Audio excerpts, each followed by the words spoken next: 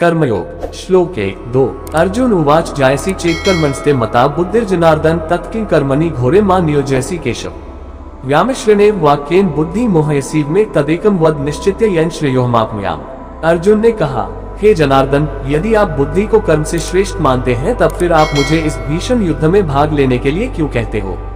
आपके अनेकार्थक उपदेशों से मेरी बुद्धि भ्रमित हो गई है। कृपया मुझे निश्चित रूप से कोई एक ऐसा मार्ग बताएं जो मेरे लिए सर्वाधिक लाभदायक हो। श्लोक 3 श्री भगवानुवाच लोकेस्मिन् द्विविधा निष्ठा पुरा प्रोक्ता मयान् ज्ञानयोगेन सांख्याना कर्मयोगेन योगिनाम। परम कृपालु भगवान ने कहा, हे निष्पाप अर्जुन, मैं पहले ही ज्ञानोदय की प्राप्ति के 2 मार्गों का वर्णन कर चुका हूँ। ज्ञानयोग उन मनुष्यों के लिए है जिनकी रुचि चिंतन में होती है और कर्मयोग उनके लिए है जिनकी रुचि कर्म करने में होती है। श्लोक 4 न कर्मणामनारंभान्यष्कर्म्यं पुरुषोश्नुते न च सनिस्नादेव सिद्धि समधिगच्छति। न तो कोई केवल कर्म से विमुख रहकर कमरफल से मुक्ति पा सकता है और न केवल शारीरिक संन्यास लेकर ज्ञान में सिद्धावस्था प्राप्त कर सकता है। श्लोक 5 न हि कश्चित् क्षणमपि जातु तिष्ठत्य कर्मकृत कार्यते ह्यवश्य कर्म सर्वः प्रकृति जयगुणः। कोई भी मनुष्य एक क्षण के लिए अकर्मा नहीं रह सकता। वास्तव में सभी प्राणी प्रकृति द्वारा उत्पन्न 3 गुणों के अनुसार कर्म करने के लिए विवश होते हैं। श्लोक 6 कर्मेंद्रियाणि संयम्य ये आस्ते मनसा स्मरन् इंद्रियान् विमूढ़ात्मा मिथ्याचारः स उच्यते। जो अपनी कर्मेंद्रियों के बाह्य घटकों को तो नियंत्रित करते हैं लेकिन मन से इंद्रियों के विषयों का चिंतन करते हैं, वे निस्संदेह स्वयं को धोखा देते हैं और पाखंडी कहलाते हैं। श्लोक 7 यस्त्वेन्द्रियाणि मनसा नियम्यारप्तेर्जुन कर्मेंद्रियाणि कर्मयोगम त्यक्त्वा स विशिष्यते। हे अर्जुन, लेकिन वे कर्मयोगी जो मन से अपनी ज्ञानेंद्रियों को नियंत्रित करते हैं और कर्मेंद्रियों से बिना किसी आसक्ति के कर्म में संलग्न रहते हैं, वे वास्तव में श्रेष्ठ हैं। श्लोक 8 नियतम कुरु कर्म त्वं कर्म ज्यायो ह्यकर्मणः शरीरयात्रापि च तेन प्रसिद्धयेत् कर्मणः। इसलिए तुम्हें निर्धारित वैदिक कर्म करने चाहिए क्योंकि निष्क्रिय रहने से कर्म करना श्रेष्ठ है। कर्म का त्याग करने से तुम्हारे शरीर का भरण पोषण संभव नहीं होगा। श्लोक 9 यज्ञार्थात् कर्मण्यन्यत्र लोकोऽयं कर्म बन्धनः तदर्थ कर्म कौन्तेय मुक्तस्संगः समाचर। परमात्मा के लिए यज्ञ के रूप में कर्मों का निष्पादन करना चाहिए, अन्यथा कर्म इस भौतिक संसार में बंधन का कारण बनेंगे। इसलिए हे कुंती पुत्र, भगवान के सुख के लिए और फल की आसक्ति के बिना अपने नियत कर्म करो। श्लोक 10 सहयज्ञा प्रजा सृष्ट्वा पुरोवाच प्रजापते अनेन प्रस्विष्यध्वमेष्वोस्त्विष्ट कामधुक्।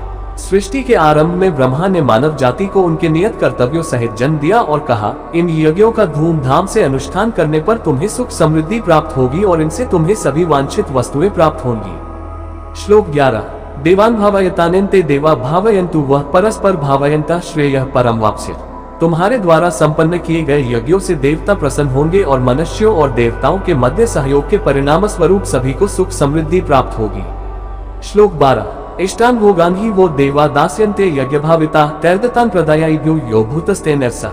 तुम्हारे द्वारा संपन्न यज्ञों से प्रसन्न होकर देवता जीवन निर्वाह के लिए वांछित आवश्यक वस्तुएं प्रदान करेंगे, किंतु जो प्राप्त उपहारों को उनको अर्पित किए बिना भोगते हैं वे वास्तव में चोर हैं। श्लोक 13 यज्ञशिष्टाशिनः सन्तो मुच्यन्ते सर्वकिल विषय भुज्यते ते त्वगा पापा ये पचन्त्यात्म कारणात्। आध्यात्मिक मनोवृत्ति वाले जो भक्त पहले यज्ञ में अर्पित करने के पश्चात भोजन ग्रहण करते हैं वे सभी प्रकार के पापों से मुक्त हो जाते हैं, किंतु जो अपनी इंद्रिय तृप्ति के लिए भोजन बनाते हैं वे वास्तव में पाप अर्जित करते हैं। श्लोक 14 अन्नाद् भवन्ति भूतानि पर्जन्यादन्यसंभवः यज्ञाद् भवति पर्जन्यो यज्ञः कर्मसमुद्भवः। सभी लोग अन्न पर निर्भर हैं और अन्न वर्षा से उत्पन्न होता है। वर्षा यज्ञ का अनुष्ठान करने से होती है और यज्ञ निर्धारित कर्मों का पालन करने से संपन्न होता है।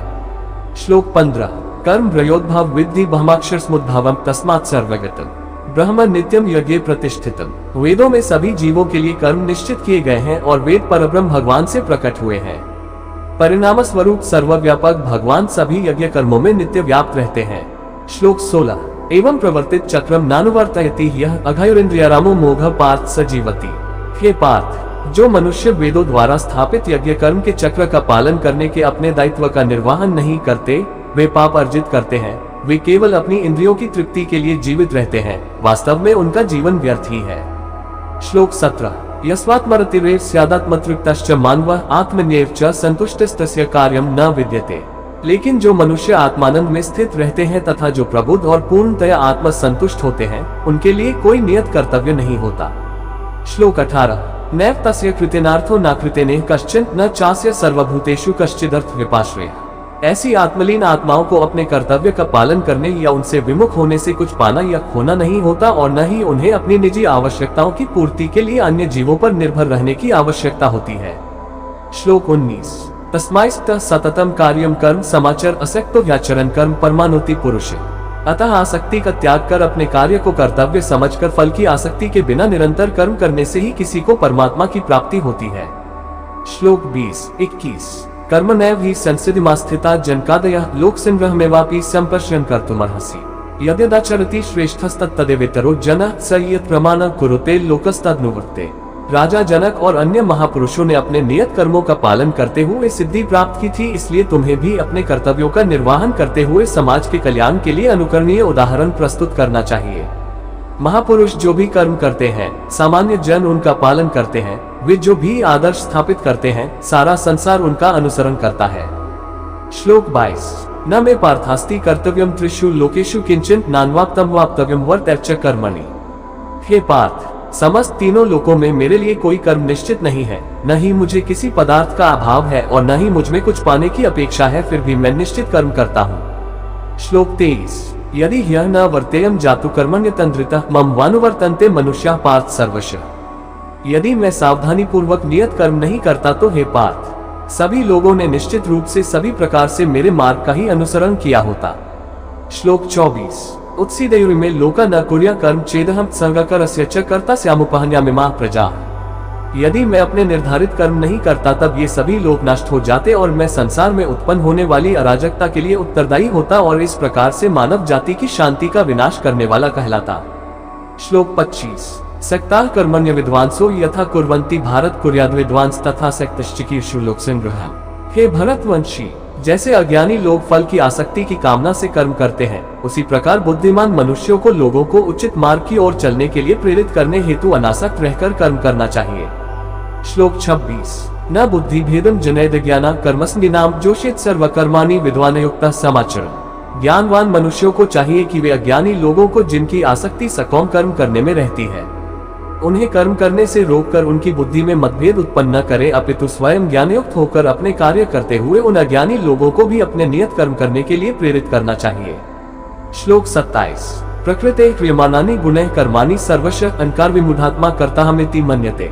जीवात्मा देह के मिथ्या ज्ञान के कारण स्वयं को अपने सभी कर्मों का कर्ता समझती है। यद्यपि विश्व के सभी कार्य प्रकृति के 3 गुणों के अंतर्गत संपन्न होते हैं, लेकिन अहंकारवश।